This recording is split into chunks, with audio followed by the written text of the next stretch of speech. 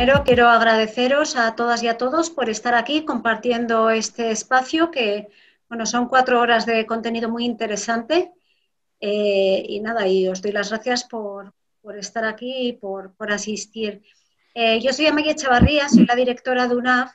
Lo primero que quiero hacer es, bueno, presentaros un poquito quiénes somos en UNAF, pues también para que nos conozcáis, posiblemente muchos de vosotros ya sepáis quiénes somos, pero para los que no, pues sí que me gustaría pues, presentaros un poco la entidad.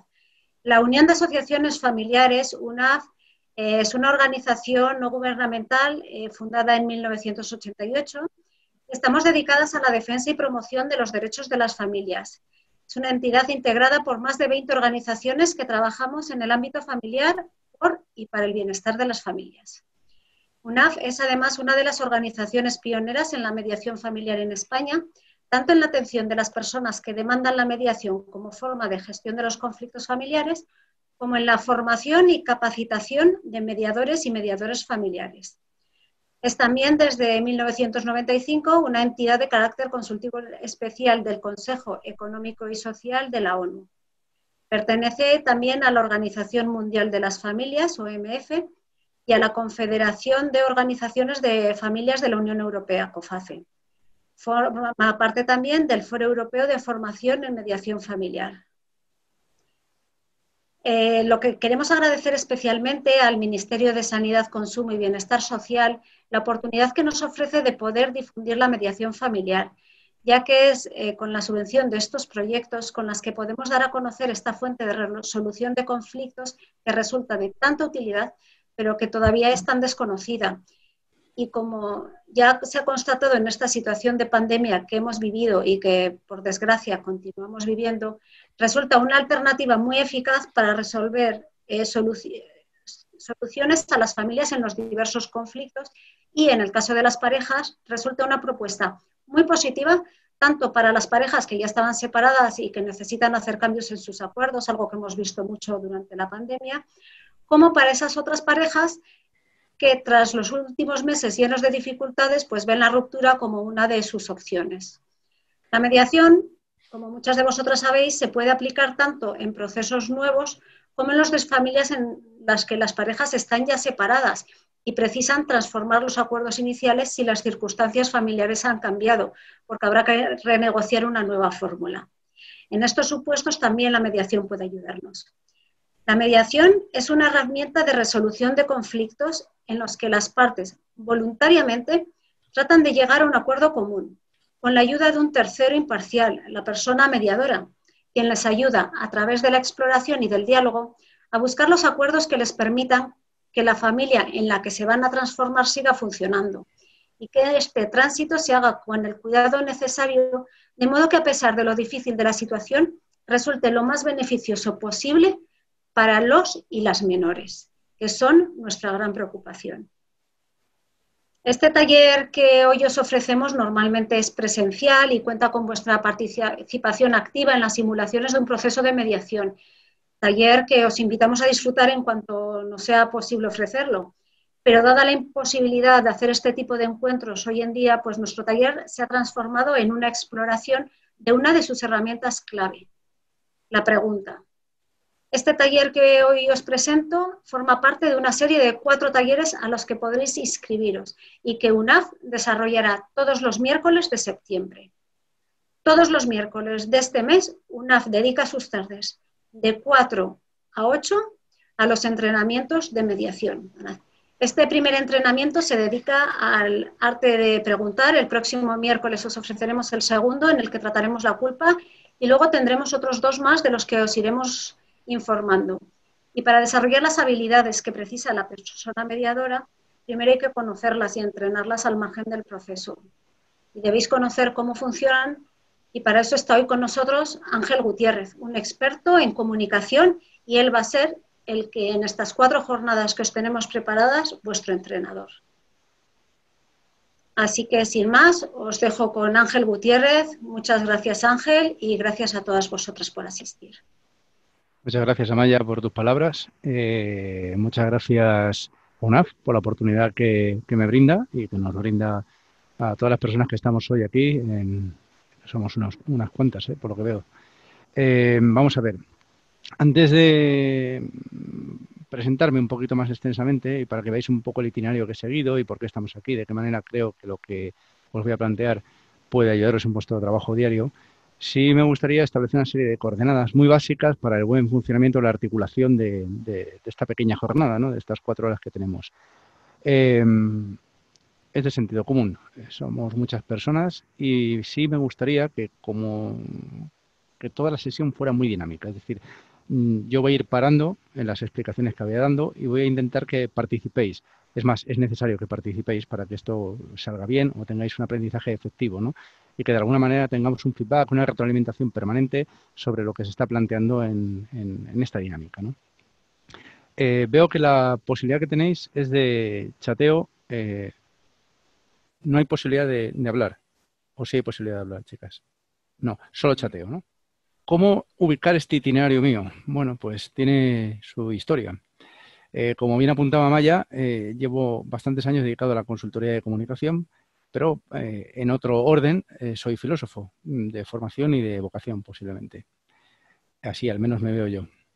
Estas dos áreas de trabajo conjugaron o se conjugaron en un momento de mi vida y me dieron o me permitieron trabajar como orientador en la universidad. Estuve en la Universidad Europea unos cuantos años y allí me dediqué a la orientación profesional, laboral, académica, con adolescentes y no tan adolescentes. Entonces, bueno, tuve la oportunidad, año tras año, de asistir a una especie de crisol de edades, tipologías, fenomenologías, acontecimientos vitales varios, que me permitieron, de alguna manera, empezar a pensar que lo que yo ya había estudiado, lo que yo ya había intuido, lo que yo hacía a diario, podía dársele una vuelta de tuerca. Es decir, teníamos que salir un poco de los protocolos habituales que venían definidos e intentar convertir cada experiencia vital en algo único.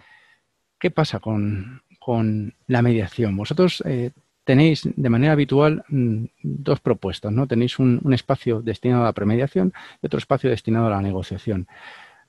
Son escenarios muy complejos. Si conseguimos en la premediación hacer una labor eficiente, posiblemente evitemos algunas situaciones conflictivas. Ellos buscan la sabiduría, siempre os lo habrán dicho, ¿no? Esto de la filosofía, no, la gente que busca la sabiduría, el amor a la filosofía, ¿no? Bueno, pues para los griegos esa sabiduría nace en la pregunta.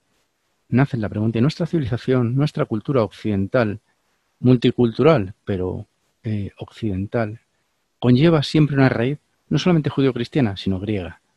Y eso no lo podemos olvidar. Por tanto, en casi nuestro ADN, en nuestro código genético, llevamos inserto, llevamos implícita la necesidad de preguntar.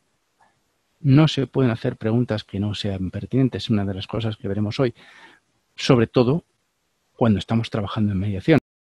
Imaginaros esa cueva, esa gruta en Delfos, un oráculo dedicado al dios Apolo, y en esa gruta, escrito sobre la piedra, a la entrada, estaba algo así, una especie de epigrama, ¿no? Que decía, pasa si te conoces a ti mismo. Es decir, ¿por qué? Porque las respuestas que iba a dar el dios a las preguntas que tú ibas a formular posiblemente no fueran las que querías encontrar en el camino. Seguramente fueran duras y uno tiene que estar preparado para aceptarlas. ¿Qué tenemos nosotros en los entrenamientos? Pues unos principios muy, muy, muy básicos. Son principios elementales, pero que enseguida vais a entender que se pueden utilizar siempre para vuestro trabajo. Bien, tenemos un principio de totalidad, tenemos también un principio de individualización. ¿Qué es el principio de totalidad? El principio de totalidad es la necesidad de implicar la mayor cantidad de operaciones o de órganos o de músculos en el entrenamiento. ¿Cómo llevo yo esto a mi trabajo diario? Pues evidentemente en el campo de la mediación y sobre todo en el campo de la recogida de información, en el momento de la recogida de información, yo tengo que intentar tener una visión holística, es decir, intentar separarme lo máximo del problema para buscar el contexto en el que se está produciendo esa situación. Contexto que es con el que hoy vamos nosotros a operar, que se llama contexto de descubrimiento, que es un contexto en el que nosotros vamos a trabajar hoy para poder intentar diagnosticar y sobre todo optimizar toda la información que vayamos recogiendo. Principio de individualización es un principio básico, es decir, cada cuerpo es un mundo, cada persona es un mundo, cada experiencia es única. A veces los protocolos no funcionan. Nosotros nos tenemos que acercar a las personas desde la información que hemos recogido, desde los contextos en los que hemos visto que se está produciendo el fenómeno e intentar darle precisamente el enfoque que el perfil necesita.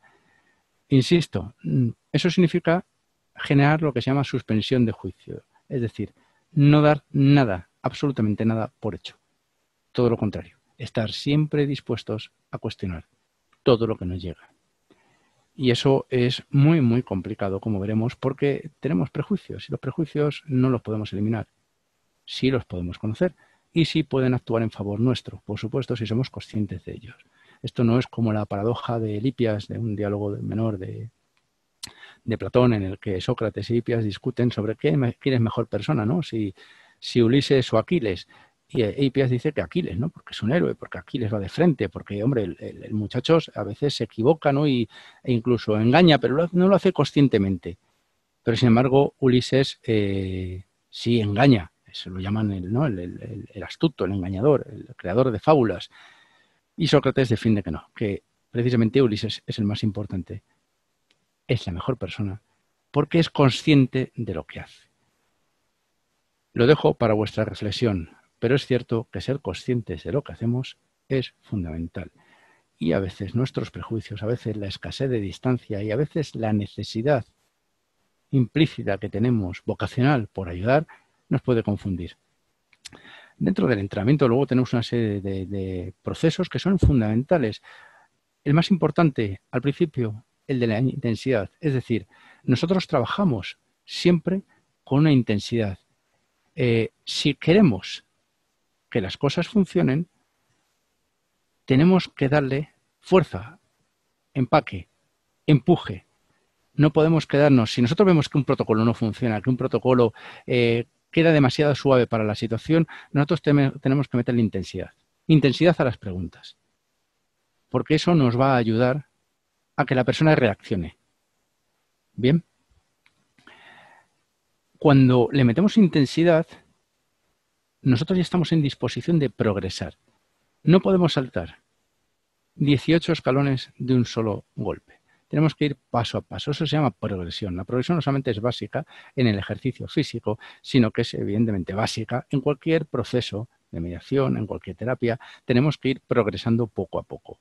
Pero tenemos que hacerlo siempre sometiendo a la persona que tengamos delante o a las personas que tengamos delante a un grado de intensidad suficientemente elevado para que se pueda producir esa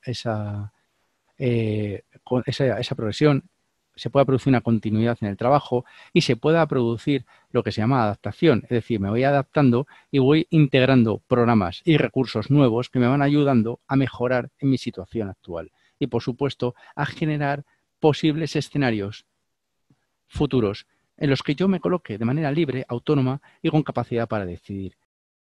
La pregunta, como tal, nace en Grecia, pero evidentemente ha llegado hasta nosotros. Y nosotros tenemos que hacernos cargo de eso. En el día a día, ya vinculado a vuestro trabajo, a vuestro escenario de profesional, os vais a encontrar muchísimas veces con situaciones complicadas, con situaciones en las que no encontréis a lo mejor las palabras para buscar la respuesta o la pregunta adecuada. Bien, ¿qué hacemos? ¿Qué es lo que tenemos que hacer? Bien, la primera parte que vamos a ver tiene que ver con lo que se llama preguntas creativas. Es decir, en el área de comunicación, no sé si alguno, bueno, supongo que bastantes de vosotras, digamos que por el área profesional en la que os movéis, habréis trabajado PNL o seminarios similares, ¿no? En comunicación y en programación neurolingüística y en periodismo también, es básico lo que se llama el brainstorming, ¿no? Y esto hubo un señor que se lo inventó ya hace un montón de años, que se llamaba Osborne, y Osborne construyó un itinerario de preguntas, un itinerario de cuestiones que hay que siempre tener presentes. Nosotros vamos a trabajar en otro orden, pero me siento obligado a mencionarlo, puesto que forma parte de todo este proceso de construcción de las preguntas adecuadas y a las que podéis acudir de manera protocolaria. El qué, el cómo, el cuándo, el dónde y el por qué, básicamente. Si nosotros somos capaces de empezar a responder a esas preguntas, nosotros vamos a generar lo que ya habréis visto, habréis trabajado y sabréis de sobra, varios tipos de preguntas. Son preguntas de apertura, tenemos preguntas para navegar, preguntas para inspeccionar, preguntas para experimentar, preguntas de cierre. Dependiendo de la situación, nosotros tendremos que ir eligiendo qué tipo de preguntas vamos a poner en liza. Es decir, si nosotros estamos en una situación de primer encuentro, tendremos que intentar buscar preguntas de apertura, ¿no? Que tienen como principal objeto el que objetivo el que se produzcan ideas. Bien, tenemos preguntas para navegar, que son preguntas que mantienen la conversación, preguntas para inspeccionar, que nos van a ayudar a generar un diagnóstico concreto sobre la realidad en la que estamos insertos, preguntas para experimentar y preguntas de cierre, que son las que son conclusivas. Se trata de trabajar con paradigmas. Paradigma es un modelo, básicamente en su origen, en su genealogía, en su etimología, es un modelo de trabajo, es un modelo. Puede ser una idea, puede ser una creencia. En las ciencias sociales son creencias, son ideas, son formas de ver conductas añadidas, adheridas a una comunidad. Y trabajar con un paradigma no es sencillo. Bien, si yo quiero saber de qué vamos a hablar, tengo que establecer los criterios, es decir, los paradigmas para saber de qué vamos a hablar y de qué estamos hablando, porque si no, con lo que nos encontramos es con una conversación que no es conversación, no es diálogo, no hay nada. Simplemente son palabras vacías, palabras que embrollan. Nosotros, antes de empezar, tenemos que establecer unas coordenadas. Yo siempre utilizo el mismo ejemplo porque es sencillo, ¿no?, de entender. Si voy a hacer una pregunta para que contestéis. Si yo pregunto cuál es la capital de Italia, ¿qué contestáis? Podéis levantar. Gracias, Marta. ¿Y es capital de la moda? Bien, exactamente. Es capital de la moda. O capital financiera, capital del arte, Florencia. Nosotros establecemos un paradigma, es decir, qué modelo vamos a utilizar para sintetizar. Decido de qué voy a hablar. Porque esto, en el día a día, es el gran tumor de las relaciones sociales. Hablamos de cosas, hablamos en términos y hablamos de sentidos que difieren, que chocan, que son contradictorios en sí y que, por tanto, no nos van a llevar jamás a un encuentro adecuado. Los paradigmas los hay en ciencia, los hay en filosofía, los hay en comunicación. Los que nosotros vamos a utilizar son gramaticales, puramente gramaticales. ¿Por qué? Porque vamos a intentar, en los ejercicios que hagamos ahora mismo, reducir al máximo los contenidos de cada pregunta, de cada frase, de cada reflexión, para ver realmente qué es lo que está detrás de las palabras, qué está detrás de las construcciones sintácticas, qué está detrás de cada sintagma. Si somos capaces de hacer eso, seremos capaces de poder enfocar cualquier problema que nos llegue, cualquiera.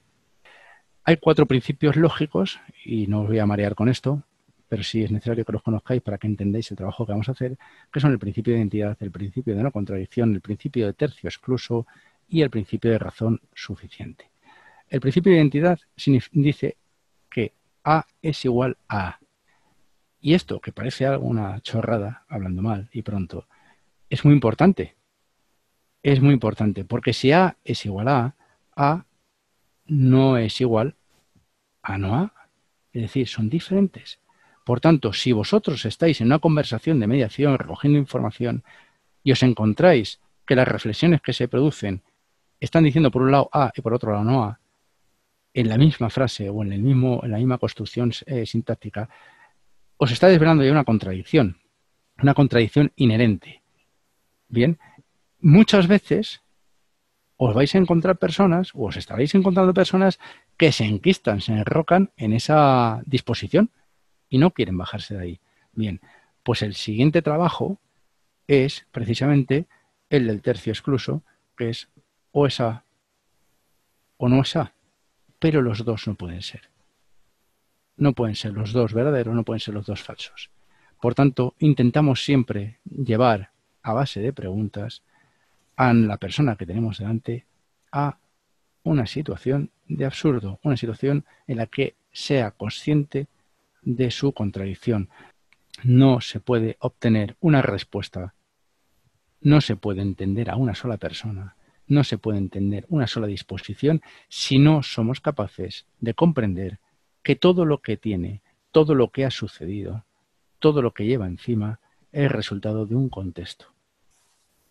Si nosotros pensamos por qué estamos hoy aquí, ¿qué diríais? Venga, animaros a hablar, porque si no voy a hablar yo solo y esto se convierte en un monólogo, como el Club de la Comedia, pero yo no hago chistes, alguno de vez en cuando, pero bueno, saben de aquella manera. Si yo os pregunto por qué estáis hoy aquí, por qué estás aquí, ¿qué contestaríais? Nosotros tenemos que aprender a preguntar, pero antes tendremos que aprender a conceptualizar. La idea que tengo, antes de que se me olvide, es que si es posible y os animáis, una vez que hagamos una serie de ejercicios más o menos complicados, seáis capaces, si tenéis ganas, de trasladar alguna pregunta, algún caso, alguna reflexión que en algún momento os haya descolocado y que podamos trabajar sobre ellas para que veáis un poquito cómo funciona esto. ¿De acuerdo? ¿Por qué nos cuesta pedir ayuda? Tengo aquí, si no me equivoco, 5 informaciones de 5 compañeras y con esto podemos trabajar para que veáis un poquito cómo es el asunto.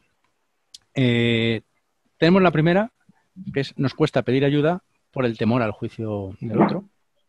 La segunda, por inseguridad, porque no sabemos que podemos pedir ayuda. La tercera, nos cuesta pedir ayuda porque presupone una incapacidad por nuestra parte. Si me equivoco en lo que estoy diciendo, por favor, las que lo habéis dicho, me lo decís. No sabemos pedir ayuda porque no sabemos muchas veces a quién pedírsela, dónde solicitarla, qué hacer. Y por último, tampoco sabemos identificar el problema como propio o el propio problema. ¿Está bien? ¿Estáis de acuerdo las que habéis emitido estos juicios con lo que he trasladado? Sí. Vale. Sí. Perfecto. Vale, pues si os parece, vamos a quedarnos con la primera, vamos a ir haciéndolas para que veáis cómo funciona esto. Os digo, como estos, las que hacéis deporte habitualmente, ya lo sabréis, un entrenamiento exige un macrociclo, que es algo general, imaginaos a un año vista, con unos resultados específicos, tiene unos mesociclos que son periodos más cortos, a medio plazo, y luego tiene unos microciclos.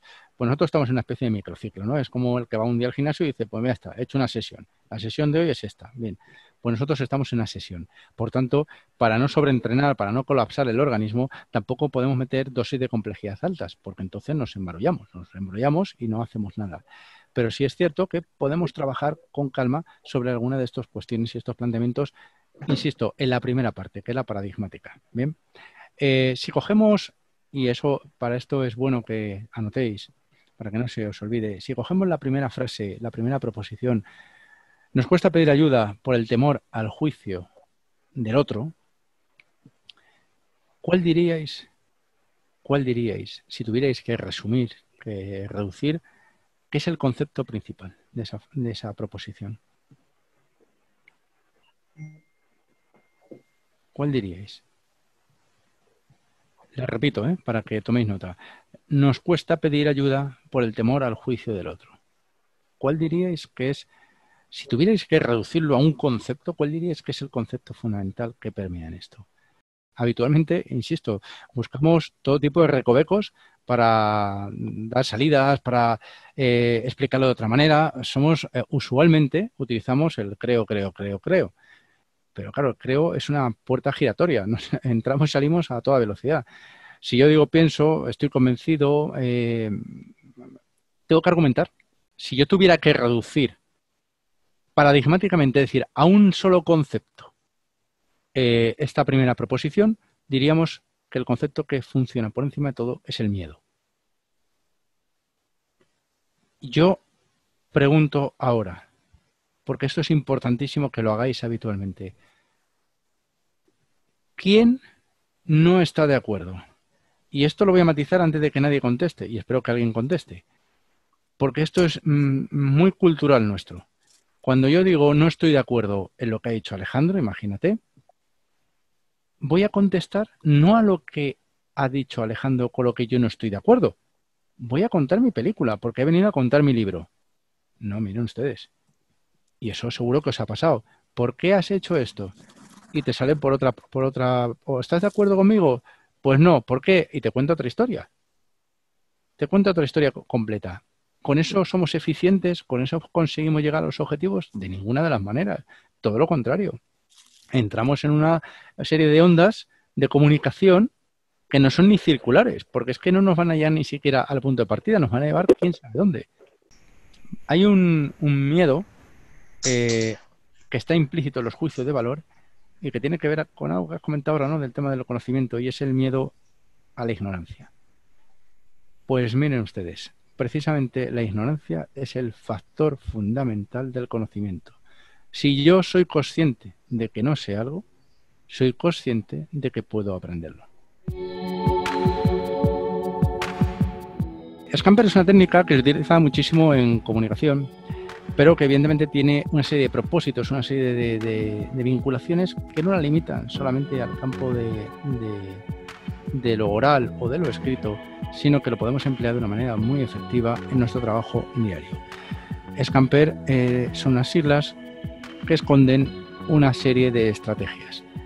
La primera, la S, como estáis viendo ahí, es la de sustituir. ¿Qué sustituimos? Si nosotros tenemos un enunciado complicado, un enunciado problemático que nos llega, nosotros tenemos que intentar siempre presentar a la persona que tenemos delante otras posibilidades. Cuando yo os he dicho en los dos ejemplos que hemos visto, ¿cómo podemos conceptualizar esto? ¿Qué palabra diríais que es importante, que podría resumir lo que sucede detrás en los entreactos de esta proposición? Y decís miedo, inmediatamente tenemos que ver cómo puedo modificar esa pregunta.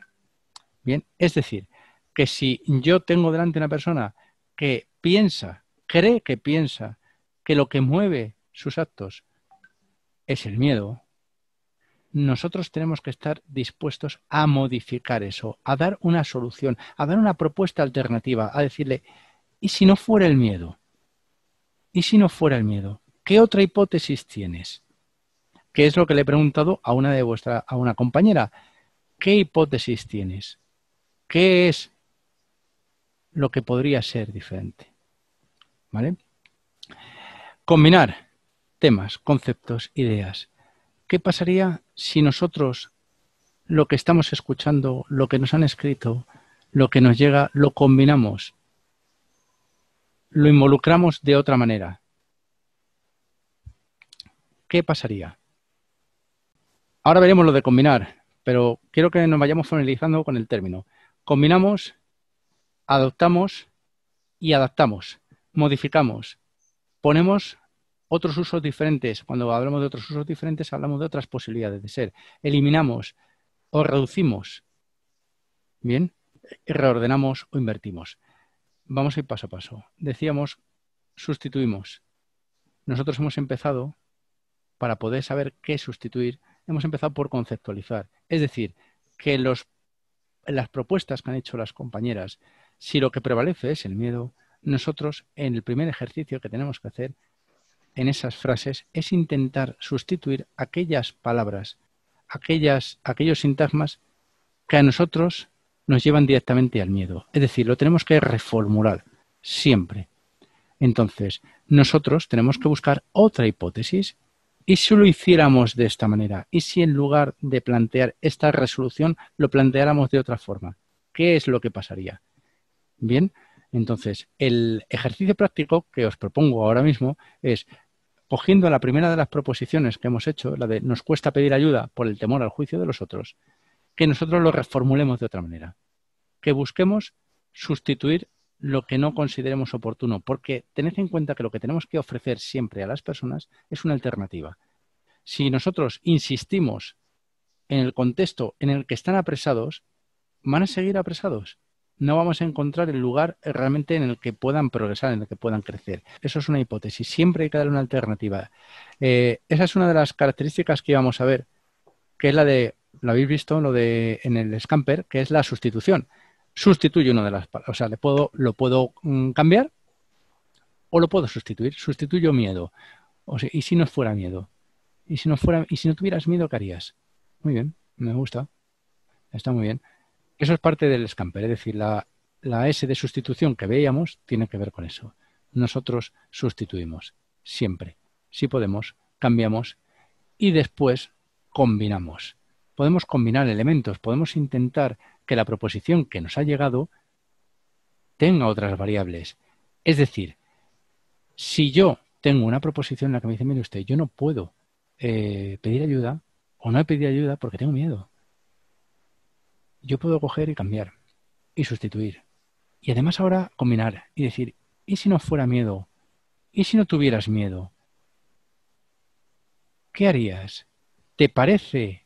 Y entonces nosotros introducimos una composición nueva. ¿Qué podríamos enseñar a esa persona? ¿Qué os parece que se podría decir?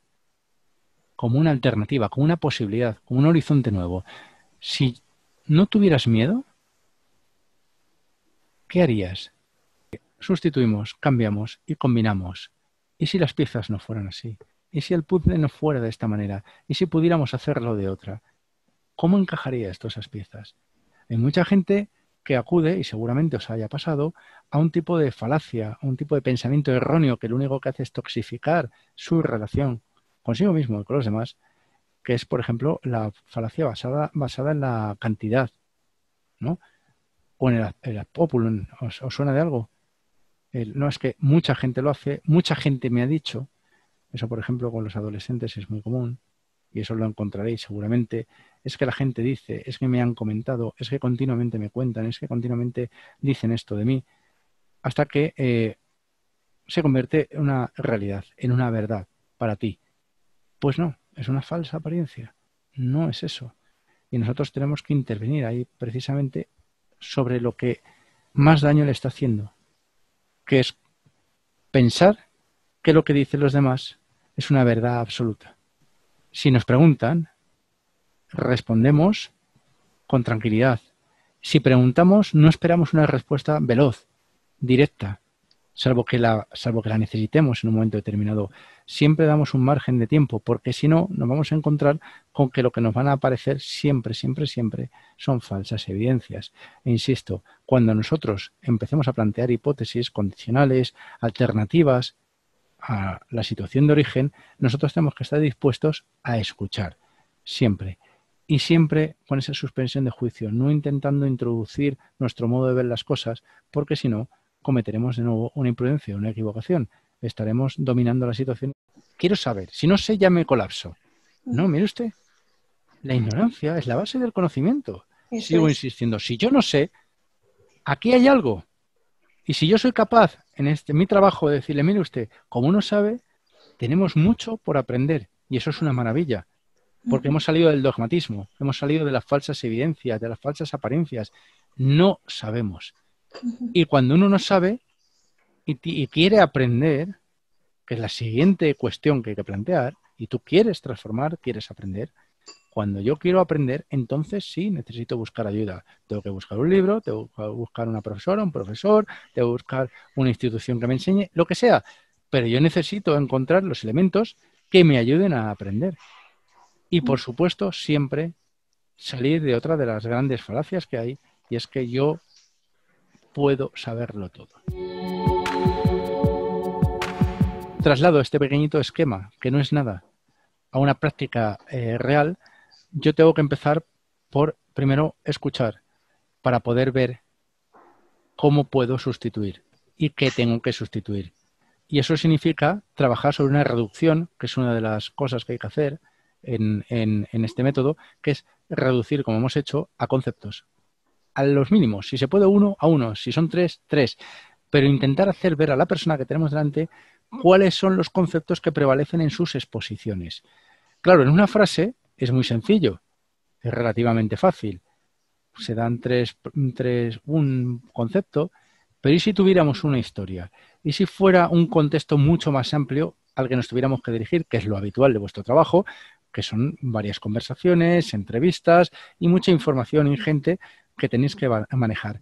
¿Qué pasa ahí? ¿Cómo yo soy capaz de reformular, de sustituir, de combinar, de adaptar, de modificar, de poner las cosas en otro lugar, de reducir y, por supuesto, de reordenar toda la información que me vaya saliendo, que vaya modificando. Es muy difícil, es muy complicado, ¿vale? Por eso hablamos de entrenamiento. Uno no nace sabiendo y las cosas se entrenan. Los hábitos se entrenan. Uno no se habitúa a algo si no lo ha convertido ya en una mecánica, en algo cotidiano. Bien, en las formaciones habitualmente lo que hago es transmitir una serie de herramientas sobre las que vamos a seguir avanzando. Yo os traslado esta de Scamper y vamos a trabajarla ahora sobre un ejemplo un poco más complejo. Son unos textos. Son situaciones cotidianas y sobre esos textos habrá que intentar llevar a cabo esta aplicación técnica. ¿Cómo? Muy sencillo. Nosotros lo primero que tenemos que hacer es intentar buscar en ese texto qué paradigmas, es decir, qué conceptos fundamentales van a permear. Funcionan por debajo de las palabras. Aquello que las palabras nos están diciendo, pero no nos dicen visiblemente.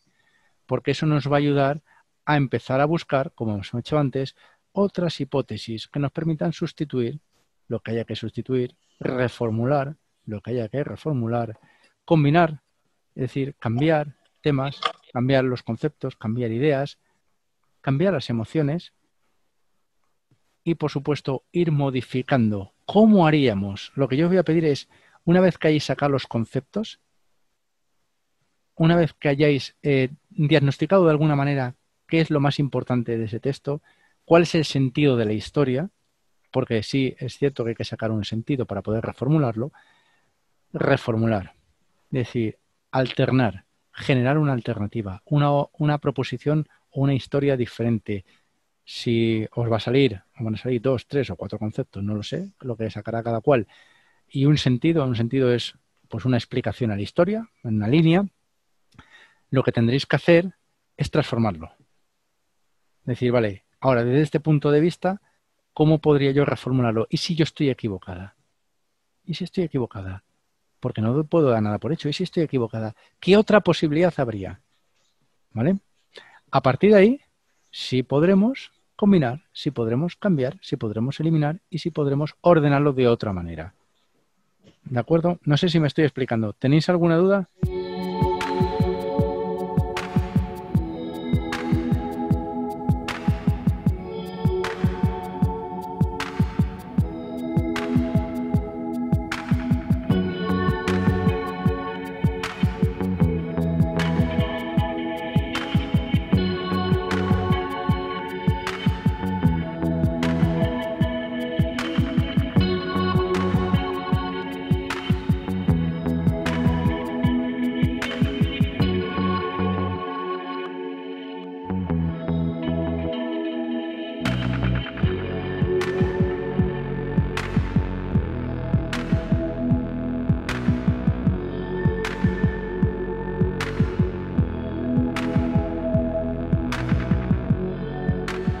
Se trata de buscar los conceptos principales y una hipótesis para explicar qué es lo que está sucediendo ahí.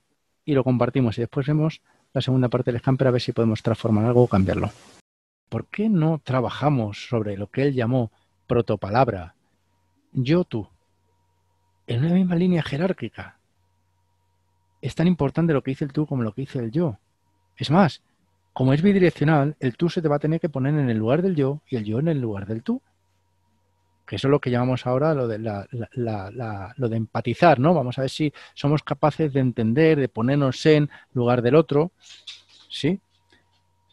Él ya lo dijo a principios del siglo XX, es yo, tú, ¿y si trabajáramos las relaciones de esta manera?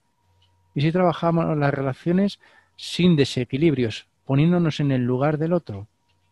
Hablando primero como yo, pero después poniéndome en el lugar del tú. Es un ejercicio muy interesante y seguro que lo trabajáis mucho en mediación.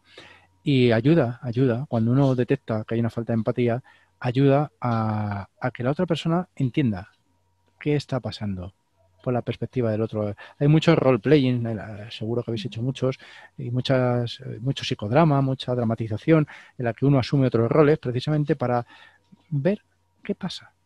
¿Por qué la otra persona está haciendo esto? No es mi enemigo. Está pasando por algo.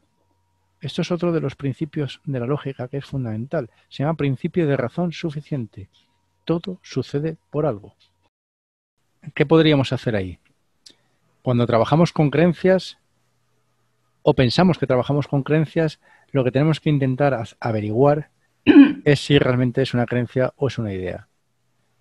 Y si es una idea, hay que argumentarla. Como os decía antes, la creencia es una puerta trasera, nos permite una salida de emergencia a toda leche y nosotros tenemos que tener en cuenta que tenemos que pensar y tenemos que argumentar. Y entonces, si nosotros nos encontramos en una situación así, lo más probable es que esa persona esté a lo mejor dentro de lo que es una dinámica de creencias y por tanto puede ser una creencia tóxica, lo que se llama en coaching, muchas veces lo habréis oído, creencia limitante, ¿no? Hay una creencia que es limitante. ¿Por qué me limita? Porque no me está dando perspectiva de lo que está sucediendo, porque no me deja ver la realidad de una manera holística, es decir, de una manera general.